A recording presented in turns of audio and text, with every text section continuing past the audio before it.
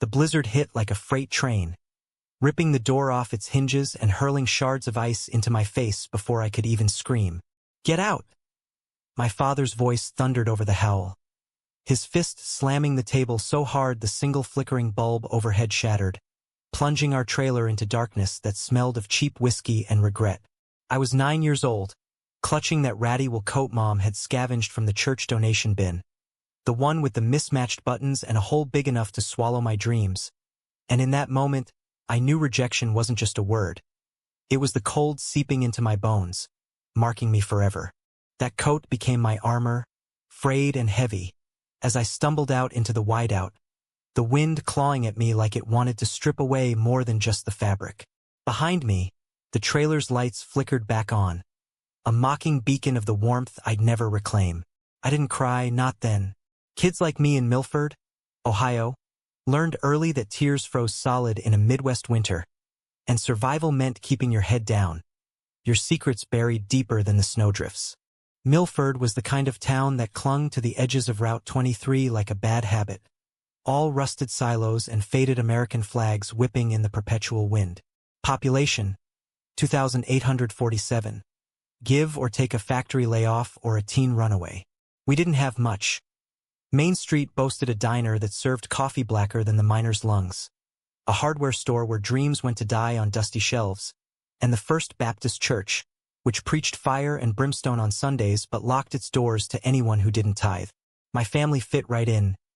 Dad, a laid-off auto worker nursing grudges with Bud Light. Mom, fraying at the edges like that coat, popping pills to chase away the ghosts of what-ifs. And me, Aaron, the quiet kid with eyes too big for his face and a sketchbook full of faces I'd never dare draw in public. That night in the storm, I didn't make it far.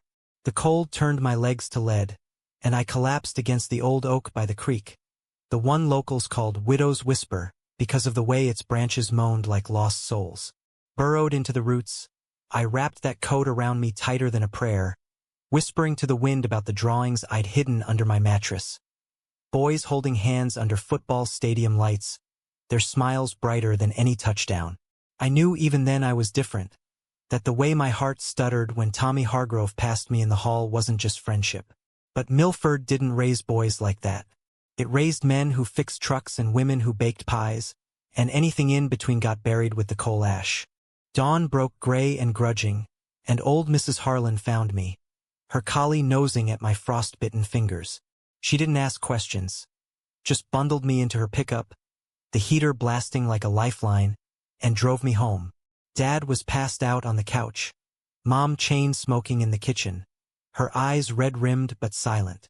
"Boy's tougher than he looks," Mrs. Harlan said, handing over a thermos of soup that tasted like chicken noodle salvation.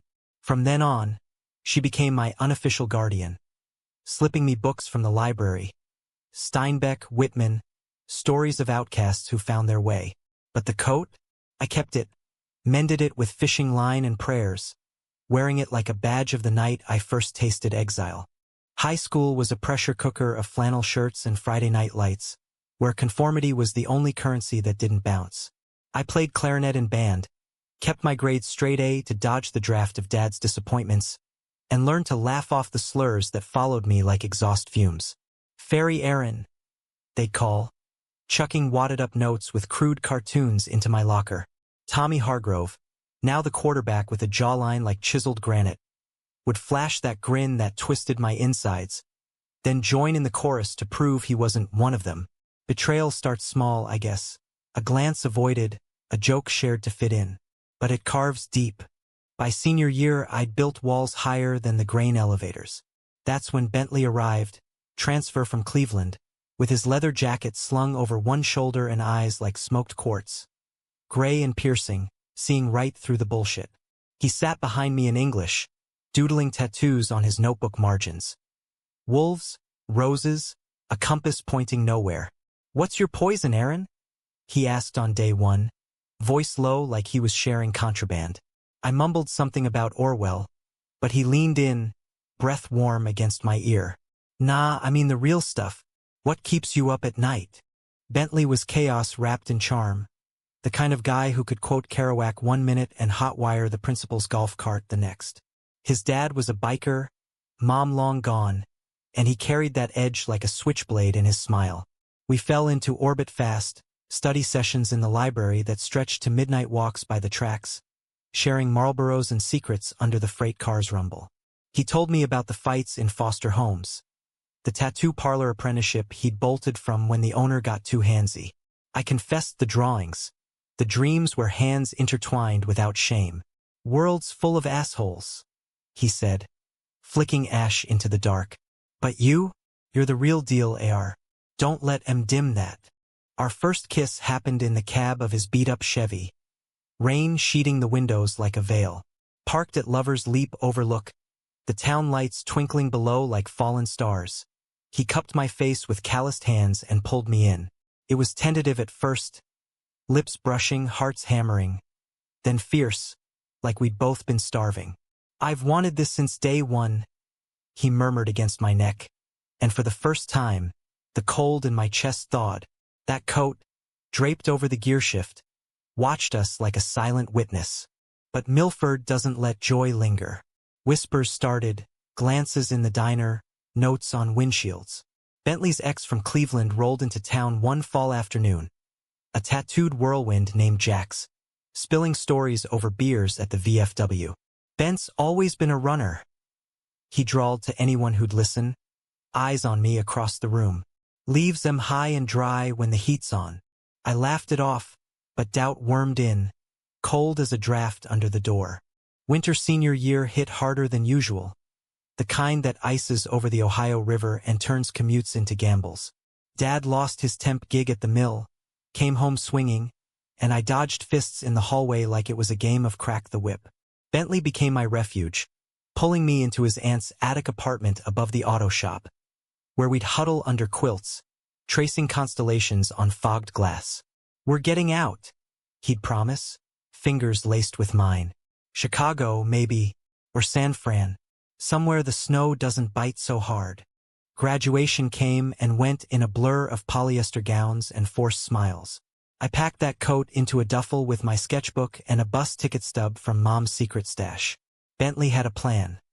Hitch to the city, crash with his cousin, chase art gigs for me and ink for him. But on the Greyhound lot at dawn, Jax was there, leaning against Bentley's Chevy, smirking like he'd won a bet. Tell him, Bent. Or should I? The betrayal landed like a sucker punch. Bentley froze, keys jangling in his fist, eyes darting between us. It's nothing, AR. Old drama. But Jax spilled it all. How Bentley had played him the same way, promises whispered in the dark, then ghosted when the town turned ugly. He's got a type, Jax sneered. Soft boys who don't fight back. Until they do. I saw it then, the flicker in Bentley's gaze, not love but calculation. The way he'd angled our story for the rumor mill, proving his straight cred while stealing kisses in shadows. You think I could stay? He hissed at Jax. But his hand was already on the door, ready to bolt. Heart splintering, I shoved the duffel into his chest. Go, both of you. I'm done being the punchline.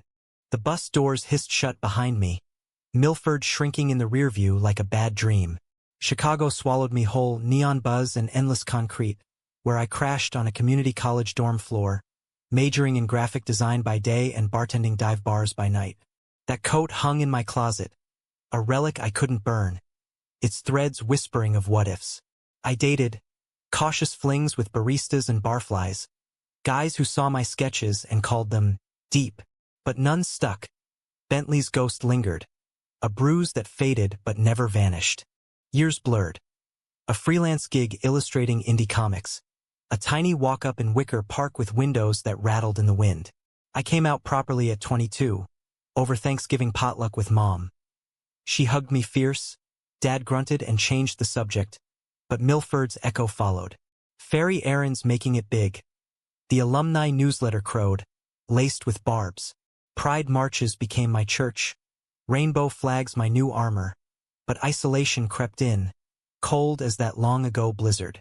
Then the call came on a sleet-lashed December eve, 8 years after the bus lot. Mom's voice, cracked like thin ice.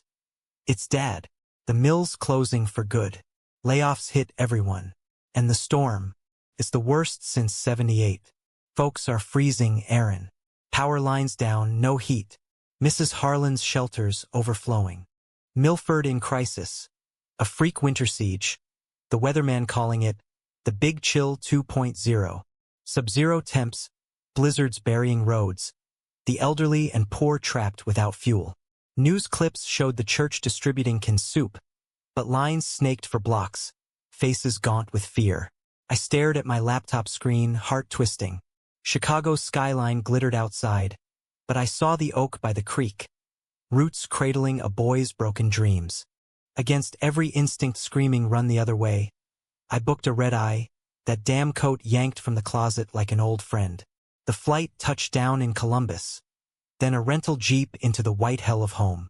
Milford was a ghost town under snow, drifts higher than doorframes, generators humming like desperate heartbeats. Mom met me at the trailer, thinner than I remembered, eyes bright with unshed tears. "You came," she whispered, pulling me into a hug that smelled of mothballs and resolve. Word spread fast, Aaron the prodigal back from the big city. Skeptics eyed me at the diner, but Mrs. Harlan shoved a mug of sludge into my hands. "Boys got ideas," she declared to the room. And I did. Sketches from sleepless flights. Community hubs, art installations that doubled as warming stations, murals that told stories of resilience.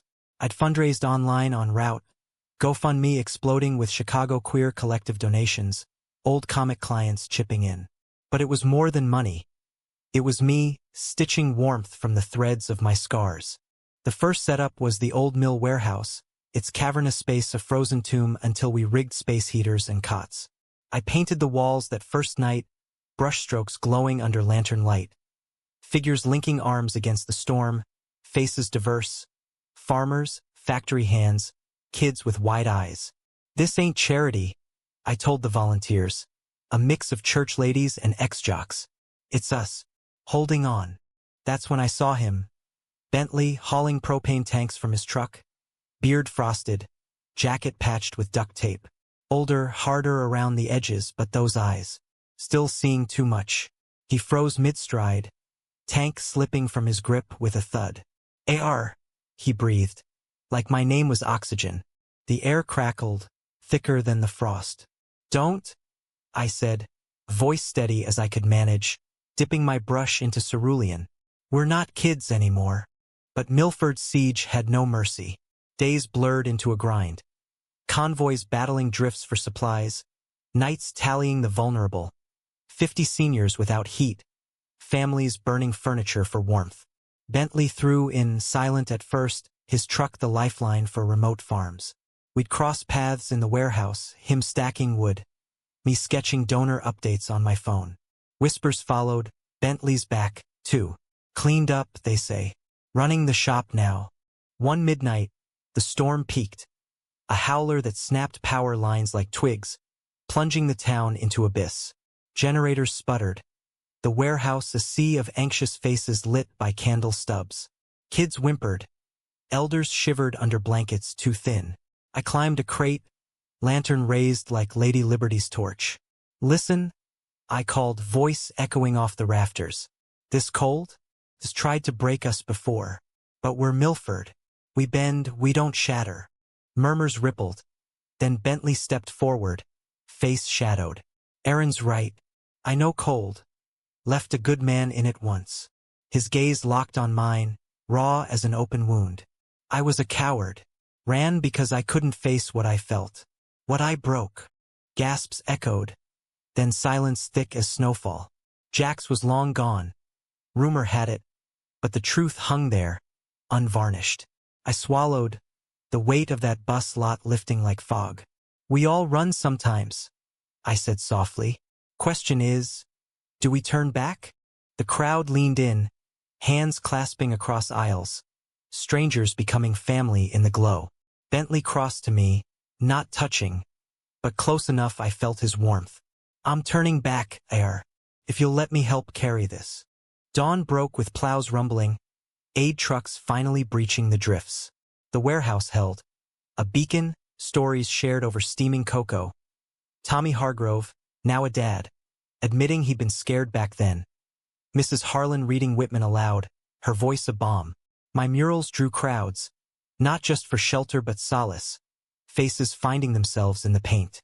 Bentley and I rebuilt slow, conversations over engine grease at his shop, walks by the creek where the oak still stood, branches etched with memory. No grand gestures, just truths. His years drifting, therapy in Cleveland, the tattoo on his wrist. A compass now pointing home, inked with my initials hidden in the rose thorns. I loved you then, he confessed one evening, snow dusting our shoulders. Love you now, if it's not too late. It wasn't. Forgiveness isn't erasure. It's weaving the frayed edges into something stronger. That coat? I gave it to a kid at the shelter, his eyes wide as he wrapped it around small shoulders. Keeps the cold out, I told him. And the fear, too. By spring, Milford thawed not just the ground but grudges. The mill became a co-op, my designs on its walls a testament. Bentley and I opened a studio, art and ink, teaching kids to draw their worlds without shame. Pride flags fluttered come June, the church hosting its first ally picnic. We weren't saviors. We were survivors, bringing warmth from the places we'd frozen. That winter, I learned rejection's sting fades when you turn it into fuel. Milford, once a cage, became canvas. And in Bentley's arms, under skies clearing to blue, I found the home I'd carried all along, in a coat that finally fit. The thaw came grudgingly, like an apology dragged from a reluctant throat. By late March, the snow piles along Main Street had shrunk to muddy slush, revealing the scars of the siege. Buckled sidewalks, shattered mailboxes, and the skeletal remains of Christmas lights tangled in bare maples. Milford blinked into sunlight, dazed but defiant, its people emerging from cabins and cul-de-sacs with the wariness of hibernating bears. The warehouse, my makeshift fortress of warmth, stood empty now, its cots folded and murals gleaming under fresh varnish. A gallery of ghosts we chased away together. Bentley and I navigated the aftermath like tightrope walkers, one tentative step at a time. Our first real date wasn't fireworks and violins. It was burgers at the diner, the kind slathered in grease and topped with optimism, served by a waitress who winked and said, "'Bout time you two sorted your mess." We laughed, nervous, genuine, over refills of Coke that fizzed like unspoken relief. He told me about the years in between, bouncing between Cleveland dives and Toledo motels, inking sailors' regrets until his hands cramped, waking from nightmares where my face blurred into accusation. "I thought you'd hate me forever," he admitted, tracing the salt shaker's ridges. "Deserved it, too." "I did hate you," I replied, honest as the steam rising from my plate. "But hate's heavy, bent, drags you under. Letting go? That's the real fight." His hand found mine under the table, thumb brushing knuckles scarred from warehouse pallets. No one batted an eye. Milford's chill had forged unlikely alloys. Straight-laced deacons nodding at rainbow stickers on trucks. Teens sketching their own murals on abandoned billboards. My GoFundMe had ballooned past goals. Strangers from Seattle to Savannah wiring bucks with notes like, "Heard your story. Keep warming hearts." I funneled it into the co-op. Solar panels on the mill roof, art classes for at-risk kids, a food pantry stocked with more than ramen. Mom took to it like a duck to puddle, volunteering afternoons, her pill bottles gathering dust on the nightstand. "Your dad's coming around," she confided one evening, stirring chili on the stove while I chopped onions, tears blurring the knife. Dad grunted from the lazy boy, Fox News droning, but he'd shown up at the warehouse that last night, hauling a generator without fanfare.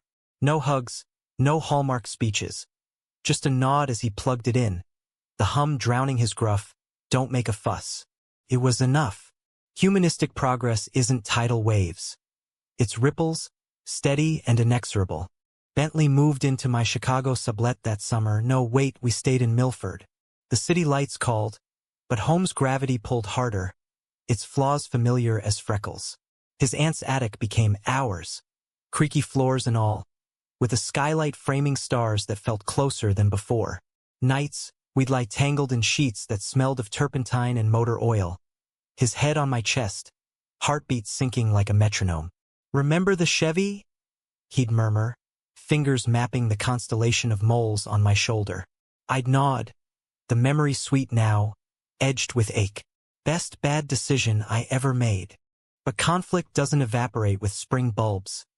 It simmers, waiting for a spark. It reignited in July, heat wave sticky as betrayal's residue. Jax slunk back into town, leaner and meaner, fresh ink crawling up his neck like accusations. He'd heard about the co-op, the murals, Bentley's steady gig. Jealousy fermented into venom. Over beers at the VFW, he cornered old flames and fair-weather friends, spinning yarns. Bentley's playing house with the fairy artist? Please. Man's always been a user. Milks the drama, then dips.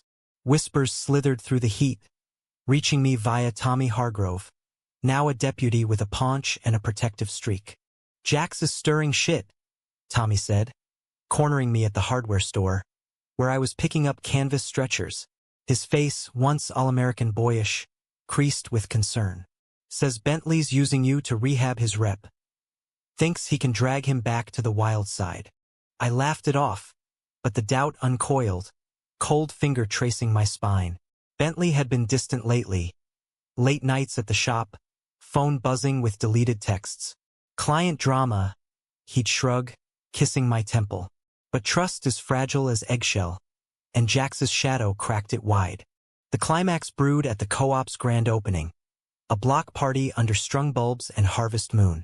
Milford turned out en masse. Potluck tables groaning under jello salads and venison jerky. A bluegrass band twanging on the mill stage. Kids finger painting on plywood easels I'd set up. My centerpiece mural.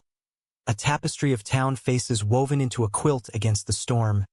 Drew gasps, flashbulbs popping like fireflies.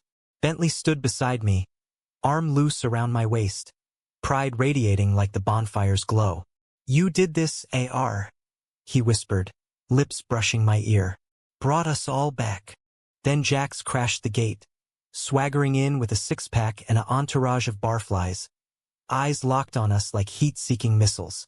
Nice setup, lovebirds, he drawled, voice carrying over the fiddles. Bent, you really gone soft? Parading around like some Hallmark hero? The music faltered, heads turning. Bentley stiffened, hand dropping from my side. Not now, Jax. Walk away. But Jax wouldn't, never could. He circled us, gesturing at the mural with his bottle. Look at this fairy tale crap. Aaron here's the savior. Huh? Bet he doesn't know you applied for that Cleveland parlor gig last week. One-way ticket, baby. History repeating.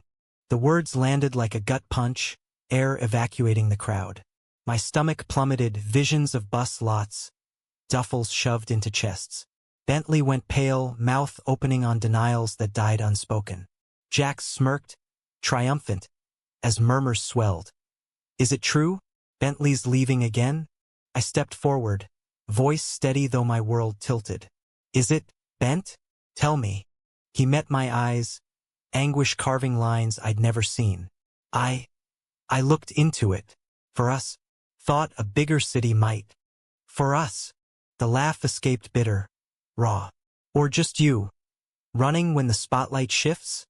The party fractured. Guests drifting to shadows. Kids herded away. Bentley grabbed my arm, pleading in the mill's dim corridor, echoey with accusation. AR, listen. It was a what if. Your art's blowing up. I didn't want to hold you here in this dead end. Hold me. I yanked free, chest heaving. You think Milford's dead end? After everything, the winter, the warmth we built? This isn't about you holding me. It's you letting go when it gets real. Jax lounged outside, cigarette glowing like schadenfreude. Told you, he called, but Bentley whirled on him, fury unleashed. This is your fault, you poison. You couldn't stand seeing me happy, so you torched it. Fists flew then, clean, brutal, a right hook sending Jax sprawling into the gravel, blood blooming on his lip. No cops. Tommy broke it up, hauling Jax away with a warning growl. Stay gone this time.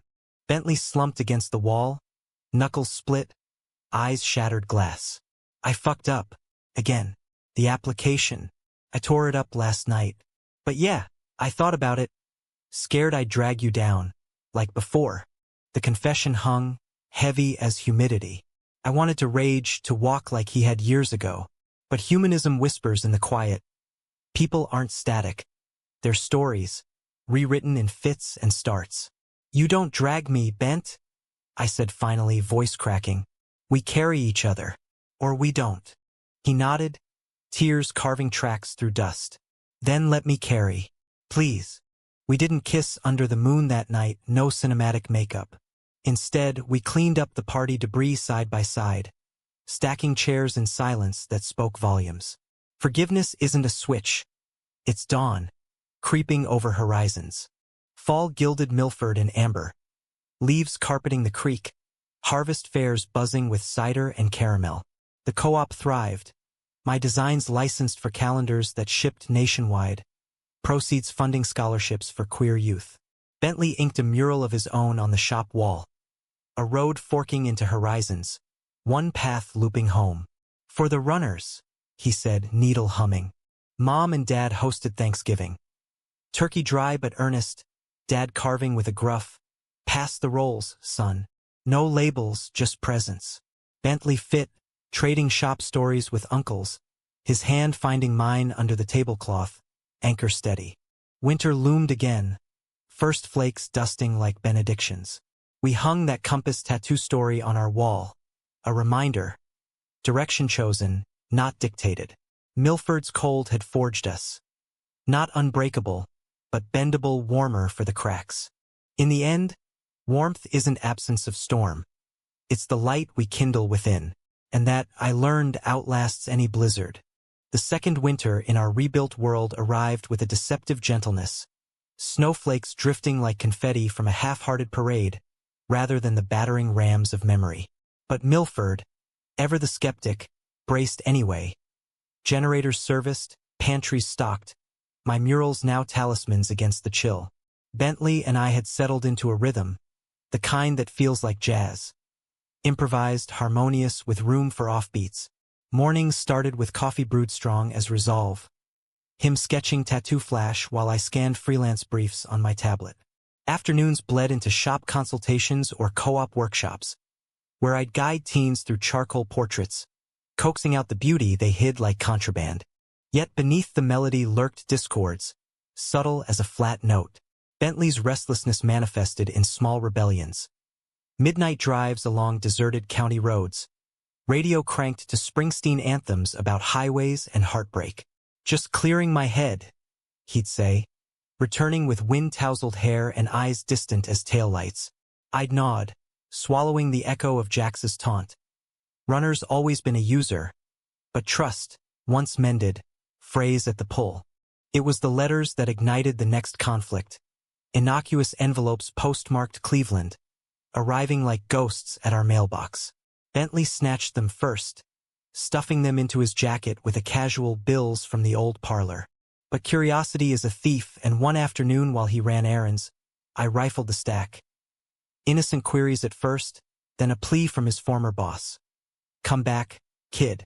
Shops folding without your edge. Bring that fire we miss. Fire. The word burned, conjuring images of him alight with possibility, untethered from Milford's quiet pulse. I confronted him that evening over takeout lo mein, steam curling like accusations. You're thinking about it again, aren't you? The city, the escape. He paused, chopsticks midway to mouth, guilt etching his brow. It's nothing. A pipe dream. Pipe dreams have a way of bursting. I shot back, sharper than intended. Last time you dreamed, I ended up on a bus with a hole in my chest. The attic air thickened, our safe haven turning confessional. Bentley set down his bowl, hands splaying on the table like surrender. You're right. I am thinking about it. Not leaving, expanding. The shop here's great, but Cleveland's got conventions, big money clients. We could go together, you and me. Your art in galleries, my ink in mags.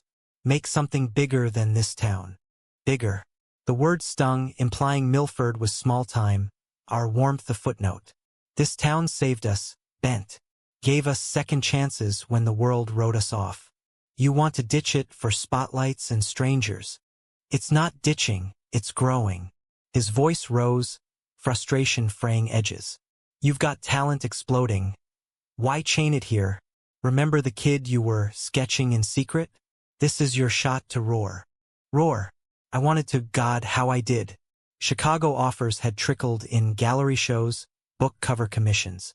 But leaving felt like betrayal, not of Milford, but of the boy in the coat. The one who'd vowed to weave gold from rejection's straw. Growth doesn't mean running, I countered. It means rooting deeper, building here where it matters. The argument simmered into silence, then sleep fractured by turns. Days later, the high school called. Drama club's set designer bailed. Could Aaron step in for the spring musical? Grease, of all things, a paean to 50s conformity with undercurrents of rebellion. I dove in, sketching backdrops of neon diners and starry drive-ins, channeling the tension into strokes of midnight blue and electric pink. The kids adored it. A wiry sophomore named Eli, with eyeliner smudged defiant and a crush on the lead that he confided only to me. Is it hard, Mr. Aaron? Being you in a place like this? Hard as hell, I admitted, handing him a brush. But worth it. Love the parts of you that scare you most. They're the ones that light the world. Bentley watched from the auditorium shadows, pride warring with wanderlust in his gaze. He threw in, building props with his mechanic's precision. But the letters kept coming, a siren's call. Jax's shadow lingered too. Rumors he'd started a bar brawl upstate, toasting old flames with venom. Climax crested in April, dogwoods blooming defiant against a freak frost. The co-op hosted its first youth summit, teens from neighboring counties converging for panels on identity, art as armor. Eli emceed, voice steady as he shared his story. Coming out to jeers, finding solace in my workshops. Bentley and I presented together, a slideshow of the winter siege, murals morphing into hope. Q&A turned tide. A girl from Dayton asked, "How do you forgive betrayal? In love, I mean." Bentley's hand tightened on mine under the podium. "You don't forgive easy," he said, voice gravel rough. "You earn it, every day by choosing to stay." Applause thundered, but backstage, the dam broke. "That's you talking to yourself, isn't it?" I pressed, heart pounding. "Choosing to stay or not?" He deflated, pulling an envelope from his pocket, creased and torn. The offer, head artist at the Cleveland Parlor, relocation package, dual slots for partners' creative pursuits. "They want us both," he said, eyes pleading. "A fresh start. No ghosts." Ghosts. Milford's, Jax's, our own. Rage bubbled, hot and unbidden. Fresh start? That's code for flight. You think Cleveland erases the hurt? Or the good we've built? Eli looks up to us. Kids like the boy I was, needing roots, not wings clipped by fear. It's not fear. It's ambition. Bentley exploded, pacing the green room like a caged wolf. "You've poured everything into this town, AR, and it's noble, but it's starving you. I see it, the late nights doubting if you're enough. Let me lift us out. Lift us." The phrase twisted, echoing Dad's old swings. Promises of better days that dissolved in dawn's light. "You can't lift what you won't commit to," I hurled back. "This isn't about ambition. It's control. You decide when it's enough, when we bolt. I'm tired of being the anchor you resent." The door banged open, Eli, wide-eyed. "Everything okay?" We froze, facades cracking. "Go on," I told him, forcing a smile. "Show's waiting." Bentley stormed out into the night, truck roaring away. I finished the summit alone, smiles brittle as eggshell, questions blurring into platitudes. Home was hollow, his side of the bed cold. Dawn brought his note on the fridge, "Need air. Back soon. Love you, fight for this. Fight." The word ignited something primal. I didn't chase, I channeled. Sketched feverishly. A comic strip series, threads of warmth, chronicling Milford's siege through a queer lens, rejection, redemption, the coat as metaphor. Pages flew to my agent, landing a deal with a progressive press. Eli co-illustrated, his lines bold and unapologetic. Bentley returned a week later, hollow-cheeked, duffel light. Drove to Cleveland. Saw the shop, flashy, empty. Missed the grit here. You. He dropped to knees, not dramatic, but real. Tear it up? The offer. Stay. Build with you, not ahead. I pulled him up, foreheads touching, breaths mingling. Build, then. But no more solo roads. Spring unfurled fully, summit success rippling. Regional news, school invites. Mom beamed at my book signing. Dad buying 3 copies with a gruff for the shelf. Bentley inked the launch poster. Intertwined roads, looping eternal. Conflict resolved not in grand gestures, but quiet vows. Human warmth thrives in the mend, stronger for the tear. Summer's zenith baked Milford in a haze of fireflies and funnel cakes. The county fair a carnival of cotton candy lies and midway miracles. Bentley and I manned a co-op booth, hawking prints of my comics alongside his flash sheets. Queer icons reimagined as Midwestern folk heroes. A flannel-clad Stonewall rioter pitching hay, a rainbow flag billowing from a silo. Eli hovered, hawking tickets with the zeal of a convert. His eyeliner swapped for face paint that made him look like a warrior bard. "This is us," he declared, gesturing at the spread. "Not hiding anymore." The word anchored me amid the whirl. Zipping rides, sledgehammer games. The air thick with grease and nostalgia. Bentley slung an arm around my shoulders, casual as sunrise, and for stolen moments, the world narrowed to his laugh rumbling against my side. The press of his hip as we leaned into the chaos. But beneath the revelry, fissures lingered, hairline but insistent.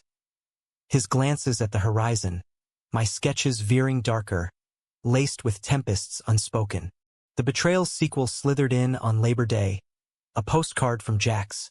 Taunting, typed, heard Bent's clipping wings. "Watch your back, artist boy. Runner's gonna run." I crumpled it, but the poison seeped, reviving ghosts. Bentley noticed the shift, my silences stretching like taffy. "Talk to me, AR." He'd coax over porch swings at dusk, fireflies winking like conspirators. I'd deflect with comic deadlines, the book tour looming, stops in Columbus, Chicago, even a queer lit fest in Provincetown. "Excited?" he'd ask, masking the undercurrent. "Am I invited?" Excitement warred with dread. Leaving Milford, even briefly, felt like tempting fate, abandoning the warmth we'd kindled for spotlights that could scorch. Yet the tour was validation, a roar for the boy in the coat, his secrets sketched into scripture. Bentley saw it, encouraged it. "Go shine. I'll hold the fort." But his eyes, those smoked quartz depths, flickered with the old wanderlust. October's chill heralded the tour's kickoff, leaves carpeting roads like discarded drafts. I boarded the Amtrak in Columbus, duffel stuffed with that mended coat for luck, Bentley waving from the platform, his smile a lighthouse in fog. "Call every night," he called, voice carrying over the hiss. "Love you to the moon and back." The city's blurred. Columbus readings packed with college queers chanting panel quotes. Chicago's Wicker Park buzzing with old flames who air-kissed cheeks and whispered, "You made it." Provincetown was magic, seaside gales, lobster bakes with authors trading war stories, my signing line snaking past rainbow crosswalks. Fans shared their winters. A teacher from Boston who'd sheltered trans kids in blizzards. A vet from Philly inking pride sleeves post-PTSD. "Your story warmed us," they'd say, and I'd choke up, the coat's weight a talisman against imposter chill. But calls home grew strained. Bentley's voice, tinny over spotty signal, carried static beyond the line. Shop drama, a client beef, Eli's school bully woes. "Miss you," he'd murmur. But pauses stretched, filled with unvoiced what's next. Halfway through, in a Boston hotel with harbor views mocking my isolation, the email hit. From Bentley's Cleveland contact, CC'd by mistake. "Confirming your interview next week. Excited to discuss partnership opportunities. Bring portfolio, relocation details attached." Relocation. The word detonated, shrapnel of deceit embedding deep. I wired him immediately. "Interview? When were you gonna tell me?" His reply pinged frantic. "Not what it looks like. Networking, AR. For us. Always us until it wasn't. I ghosted the rest of the tour. Panels delivered on autopilot. Smiles mechanical as wind-up toys. Mom fielded my rants, her voice bomb. Boys and their pride. Talk it out, honey. Storms pass. But pride was the storm. Mine armored and hurt. His an ambition unchecked. I returned to Milford under November's iron sky. The coat clutched like a shield. Bentley waited at the station. Truck idling. Face ashen as ash. AR. Hear me out. No. The word sliced clean, colder than the wind. You booked an interview. Relocation. While I'm out proving this life works. He tailed me home. Words tumbling. It was a feeler. Thought if it panned out, we could. Decide without me? We faced off in the attic. Boxes of tour swag mocking us from corners. This is the pattern, bent. You dangle dreams, then yank when I commit. Jax was right, you run. His face crumpled. Not defiant, but broken. Jax? That poison's in your head again. I'm not him. Not running, chasing. For a future where you're not sacrificing. Sacrificing? Fury crested, waves crashing. I chose this, us, Milford, the warmth. You think it's sacrifice? It's love, you idiot. Rooted, real. Your future is just escape dressed up. He reeled, then rallied. And staying here's not? Pouring your soul into a town that once spat you out? Wake up, we're bigger than this. Bigger. The echo boomed, shattering the fragile peace. I grabbed my sketchbook, pages flying like accusations. Winter murals, Eli's portraits, our intertwined roads now severed. Get out, I whispered, then roared. Get out until you see it. He left, door clicking soft as finality. The attic echoed empty, cold seeping through cracks. Days blurred. Co-op on autopilot, Eli's worried glances. Mom's casseroles delivered with hugs. Dad, in rare vulnerability, clapped my shoulder at the diner. Men mess up, good ones fix it. Fix. The word gnawed, humanistic heart pulsing beneath rage. Bentley vanished. Rumors at the VFW. Holed up at his aunt's, dodging calls. Then the blizzard warning. Early, vicious, a sequel to our siege. Power flickered, drifts mounting. The co-op mobilized, but without Bentley's truck, remote runs faltered. Climax howled in at midnight, winds shrieking like banshees. I rallied volunteers, lantern in hand, but guilt clawed, his absence a void.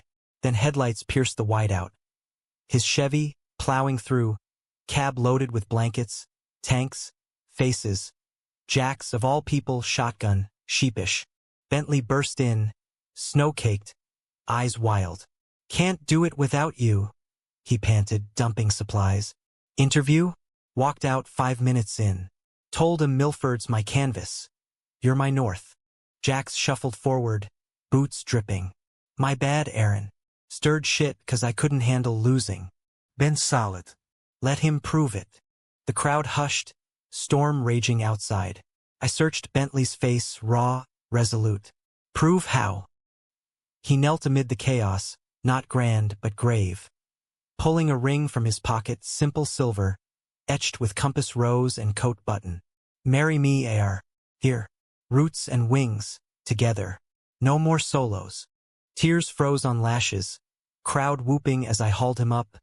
Yes, a whisper swallowed in kiss. Jax clapped, redeemed. Eli beamed, sketching the moment. The blizzard broke at dawn, aid flowing. Wedding was spring, courthouse simple. Co-op reception raucous. Vows. I choose you, storms and all. Human end. Not perfection, but persistence. Warmth eternal, woven from winter's weave.